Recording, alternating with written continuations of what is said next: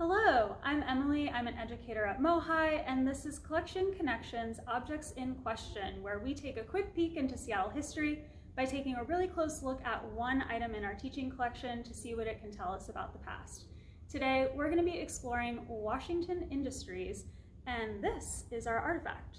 But first, let's have a think.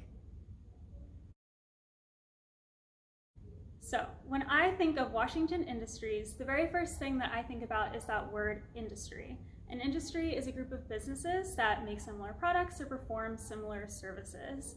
There are industries that are all about extracting natural resources like agriculture or mining, and there are manufacturing industries that take those raw materials and turn them into goods or products like in factories.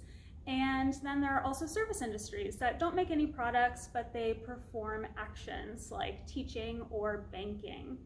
And when I think of Washington Industries in particular, I tend to think about those really early industries that are all about natural resources like logging and mining and fishing. And I also think about some of the newer industries that we have that are really big, like in computer and internet technologies, and also the medical industry. And I also think about large companies that have had a big influence on Seattle's history, like Boeing. And I also think about people, the people who perform the work and do the labor, and the people who own the businesses.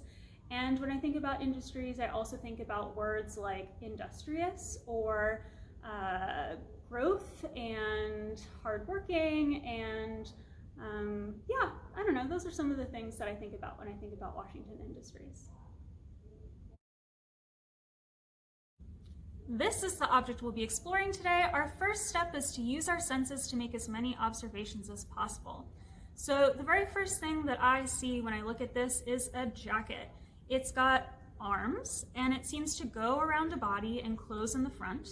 And the next thing that I notice are the materials. So this is a pretty thick woven fabric. It's pretty soft, but it does have a little bit of scratchiness to it.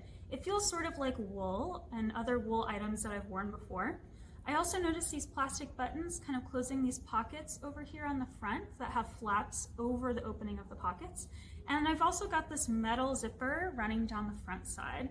And then other parts and pieces, I noticed these other two pockets over here on the bottom half.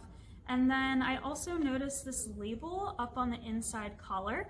It says Woolrich Rugged Outdoor Wear.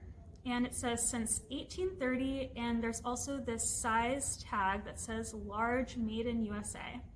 And let's see, I also notice a pocket over here.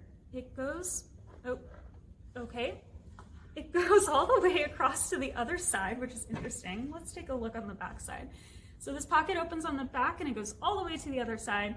And then it's also got this flap over the shoulders on the back side as well.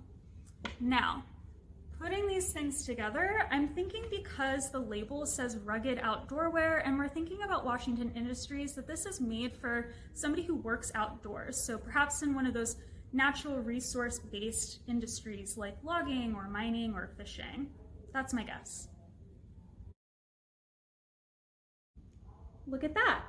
So this painting shows a group of loggers in a forest, and the reason I think they're loggers is because they're using axes and saws to cut down trees in this painting. And there's a logger right there in the front who's wearing a red plaid shirt, pretty similar to this one. So that's a really great clue that this is a clothing item made with outdoor workers like loggers in mind. This style of jacket is called a cruiser, and a cruiser is a specific job in the logging industry, and they're the person who goes out into a forest, collects data, and tries to estimate the amount of marketable timber available in that forest. Local clothing company Filson designed the cruiser jacket in 1912, and they were given a patent, which is a special document that says that they're the only people who can make this kind of product. And the reason they were given this patent was because of its unique design and the material that they used, and also that large pocket on the back side, which is made for maps. So this is a really cool object. What does it tell us about Washington Industries? One of the things that I think it tells us is a little bit about how industries sometimes collide with each other. So we've got the fashion industry making products for people who work in the logging industry. We've also got this clue here on the tag that says Woolrich. that lets us know that this is not the original style of jacket. So the Woolwork Company made this jacket probably after the patent for Filson expired, and that also gives us a good clue that this was a really popular style of jacket that people still wanted after the patent expired, or that other people were trying to mimic or imitate. And then another thing that I think this can tell us is kind of what it might feel like to work outdoors wearing this kind of clothing. It's pretty warm even when wet, and it's very durable and sturdy, so it probably would have been a nice thing to have if you're working outdoors in a forest all year round. I'm still really curious how the red and black checkered pattern became the iconic lumberjack color. What questions do you have, either about logging or Washington Industries?